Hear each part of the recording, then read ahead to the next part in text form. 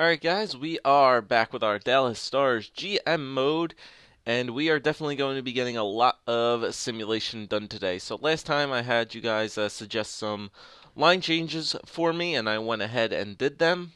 So as you guys can see, I did simulate a little bit into the preseason here, only because I needed to sign one more person in free agency just for the AHL team, so we'll get to that when we get there.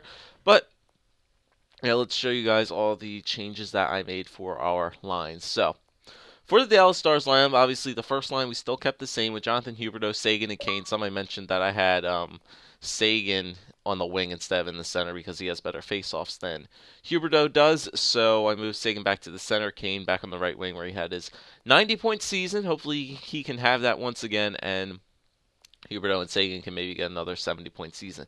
So the second line, like I said, there was a little bit of debate of whether we should start Carl Hagelin or Nick Ritchie on that second line.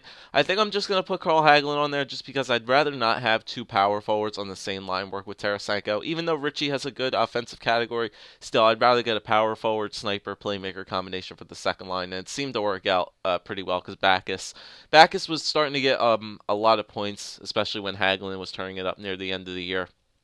So we'll keep these three lines the same. So then the third line, Nick Ritchie now moves down to the third line to play with Cody Eakin and Austin Ferguson. So that's a little nice kind of rookie lineup there, especially with Ferguson and Ritchie. Eakin there in the center taking the faceoffs. And then in the fourth line, as we know, we got rid of Panic, so we now have Blake Como, Rich Peverly, and Alex Jason. So we're really good, actually, in the center position. We have a lot of really good centers who could take faceoffs. Sagan's really good, Backus is good, Eakin's decent, and then Rich Peverly is a good fourth-line center to have down there. I mean, Eakin and Peverly could kind of go back and forth, but I think Peverly's still a much better fourth-liner than Eakin is. He's got the amazing faceoffs in the good defensive category, but Eakin's starting to get up there. He's 25. He still has possibly one more year of getting better, so this will be his year to see if he can do what he can on that on the third line, because I don't think he's getting penalty kill time, which is unfortunate. But we have much better penalty killers than Eakin anyway. So there's the offense. Defensively, Daly and Letty are going to be the top two guys.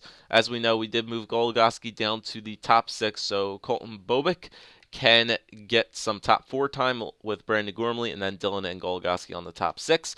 Now, I did a little interesting thing here on the power play. I'm going to try this out. This is a little bit of a Philadelphia Flyers-esque power play. I don't know if any other teams in the NHL, I'm fairly sure they do, but I'm going to try this out for the first month of the season. So we're going to have Huberdeau, Sagan, and Kane on the top thing with Nick Leddy, but instead of putting I think they had Goligoski here up here, but instead of putting Goligoski there, I'm going to throw Nick Ritchie there on the point, just because I want him to get some power play time because his offensive category is pretty good. He's got good puck moving skills, and the reason I'm putting him on the point is because he can hold his own defensively. 93 defensive awareness, 87 for shot blocking, and 82 for stick checking. He's pretty good physically. He's got a good body checking. Only thing I'm worried about is his poise, but it is rather low, obviously, because he's only 20 years old. But his offensive awareness is pretty good at 81. And like I said, I think he can get it done on the power play, especially with a good hard shot coming from the point, and he could hold it down defensively. I think that'll be good. The power play line, too, just Hagelin back is Tarasenko with Goligoski. And going to throw Colton Bobek on there on the power play just because he has a pretty good offensive category, 5 stars.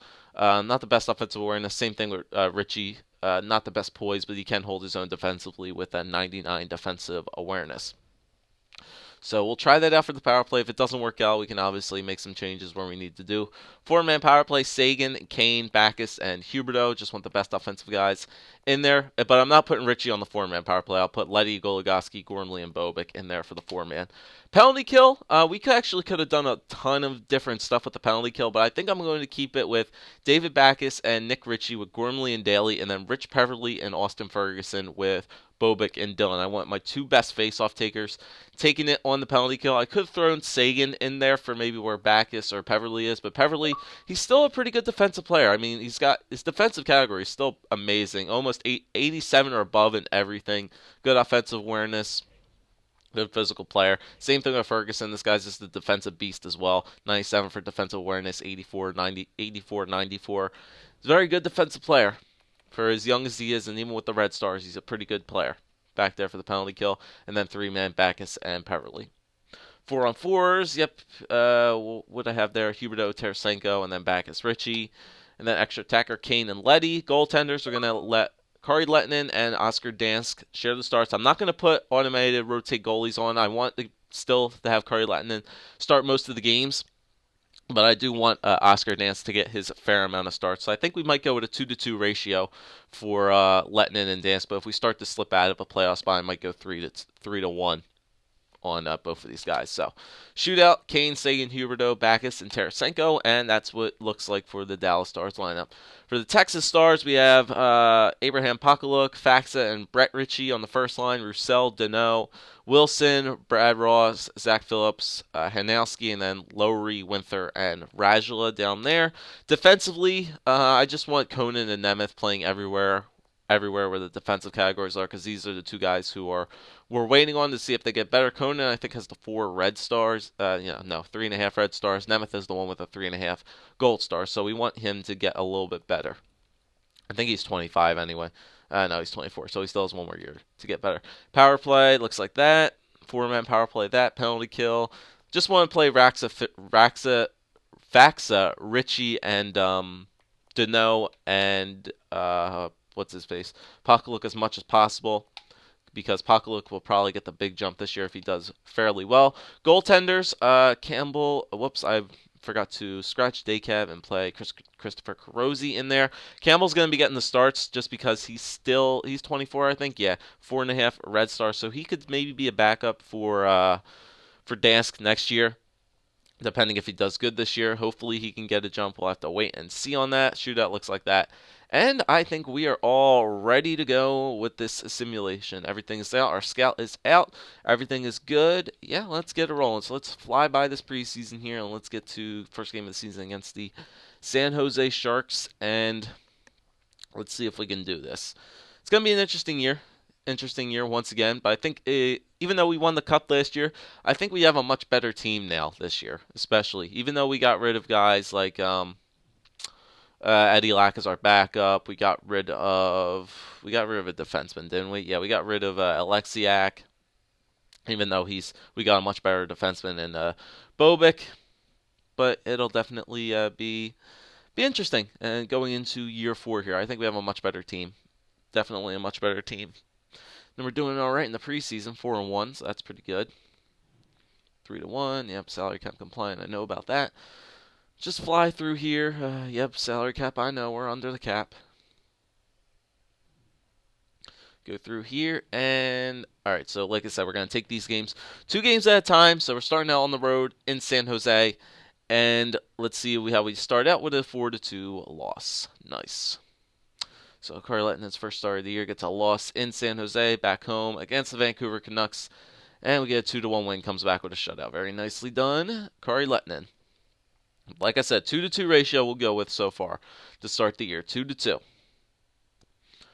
All right, the LA Kings, 4-1 win. Very nice.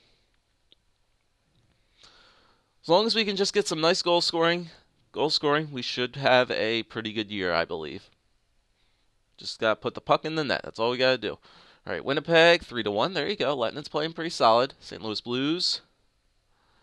And 3-2 loss overtime. Okay, not bad. All right, so let's get Dansk in there for his first start as an NHL goaltender. So Oscar Dansk, it's his first start of the year, and it's going to come against the Philadelphia Flyers.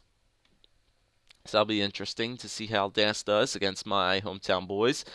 See how he does. So Dansk against the Philadelphia Flyers, and he gets a 5-2 win. Nicely done, Dansk. Only gives up 2, but we get 5 for him.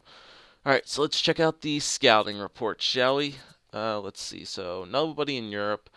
Defensive prospects would be nice. We're definitely going to be looking for some of them. Russia, nobody.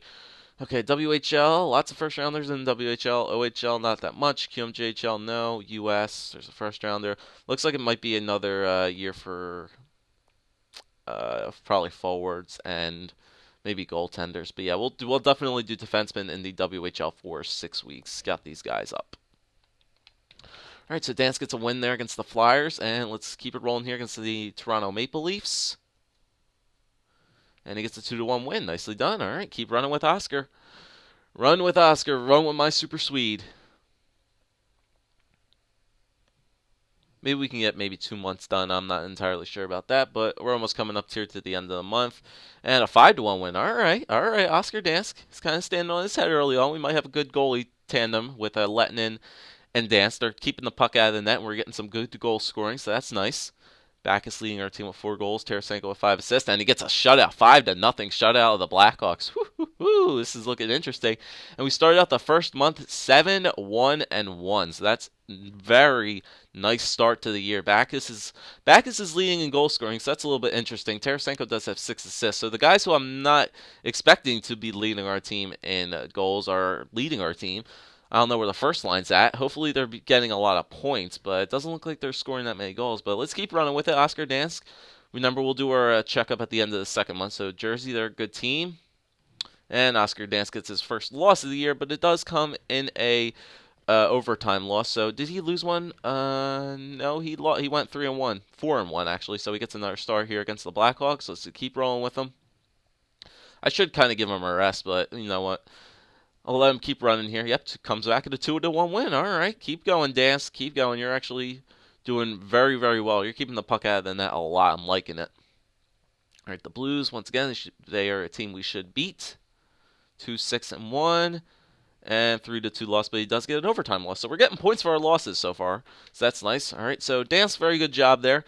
You went, I think, 5-0-2, so that's a pretty nice way to start the year.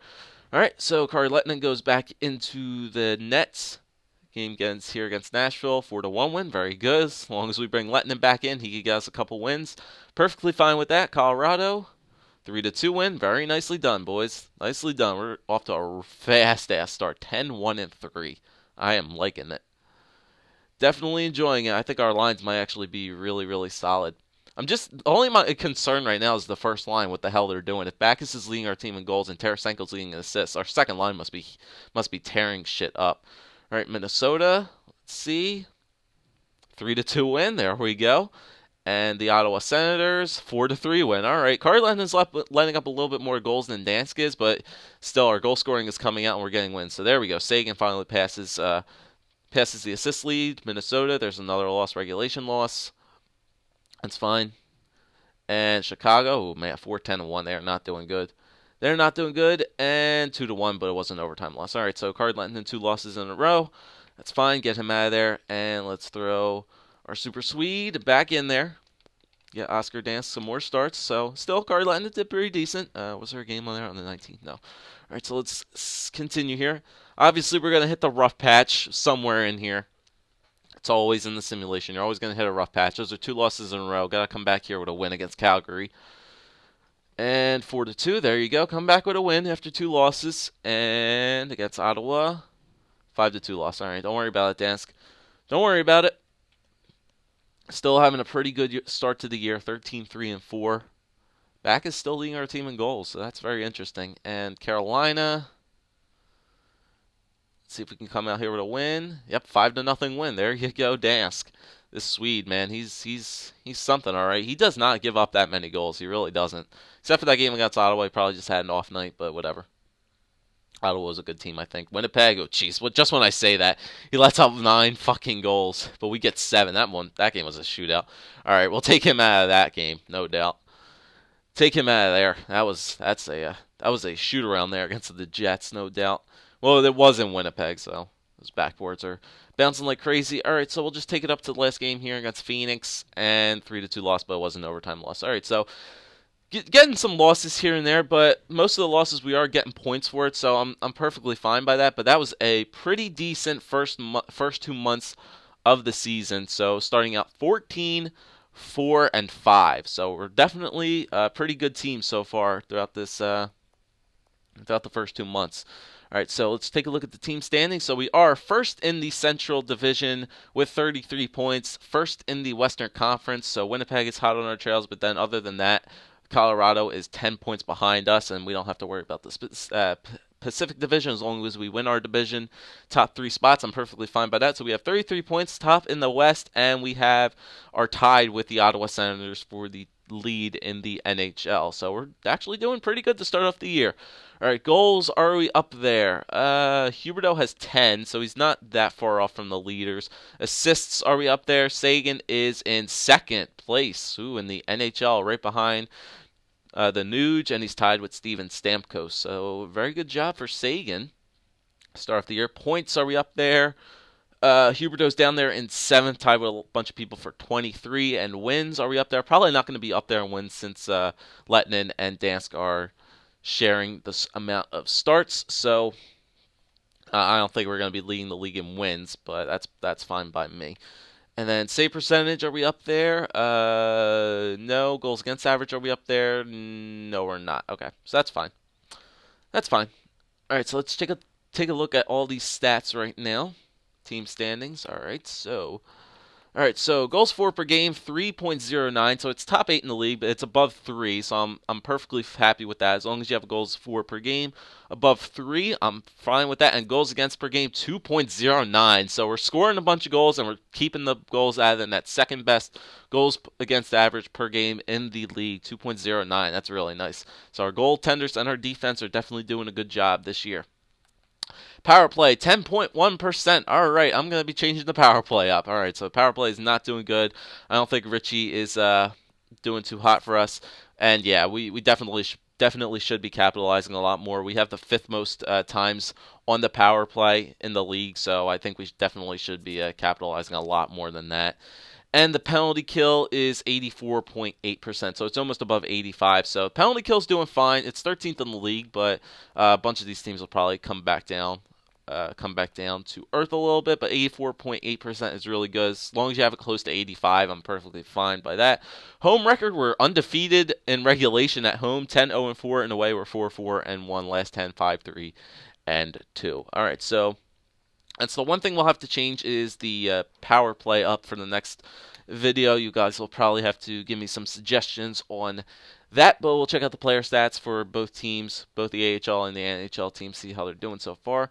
See how that second line is doing, because that's definitely going to be something I want to check out.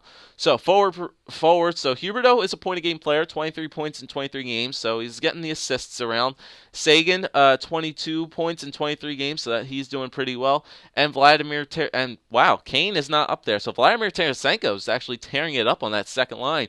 21 points in 23 games. It's about time Tarasenko started to be close to a point-a-game player. I mean, he's always been around 40 to 50 points. I mean, how many points did he have last year? Yeah, he had 48 points last year, and he's on pace for a 60 to a 70 point season for Vladimir Tarasenko. So he's heating it up early on in the year. So that's great to see. Kane only has 20 points.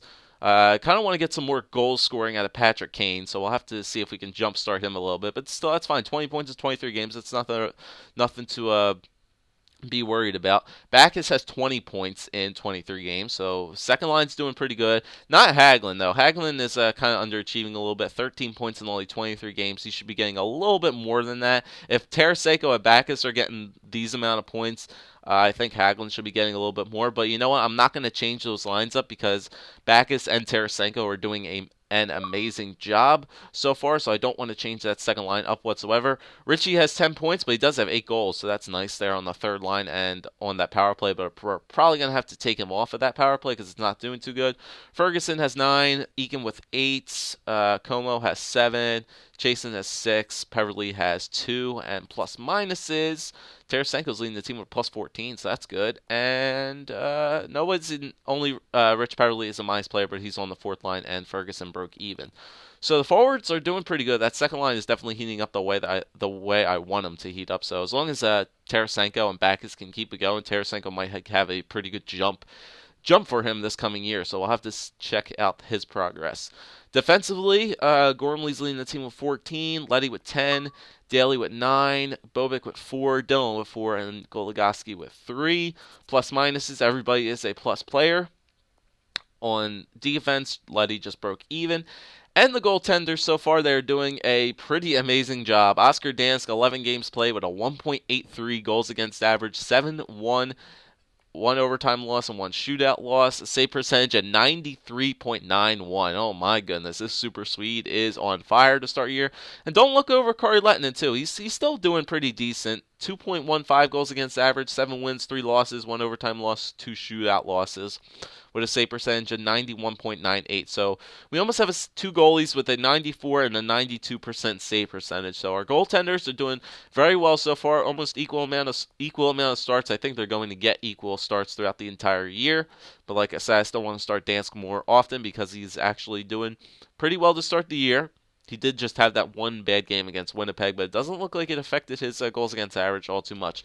So, we're doing pretty well to start off the year. 14-4-5. We are starting to lose some games here and there, but mostly sometimes when we do lose, they are overtime losses. But the one thing that we definitely have to change up is the power play. So I got you guys, I'll have to give me some suggestions on what we do about that. I don't think the Nick Ritchie on the point thing is working for the power play, so you guys will have to give me some suggestions on what we do with the power play. I mean, Tarasenko and Backes look to be turning it up this year. Maybe we move Tarasenko up to the first line power play now instead of Patrick Kane, move it down to the second line. I don't know. You guys will have to just give me some suggestions of what you want. Goligoski, maybe we'll move back up here and then put Brandon Gormley on the power play. I don't know. You guys will have to leave me your suggestions on what we want done with the power play as well as the four-man. I don't think the four-man power play needs any changes. I think the four-man is good. I think it's just the 5-on-5. 5v4 power play that needs to make some changes. So let me know what you guys think about that. Other than that, thanks for watching. Leave a like, leave a comment. As always, subscribe, and I'll see you guys next time for another Dallas Stars GM mode.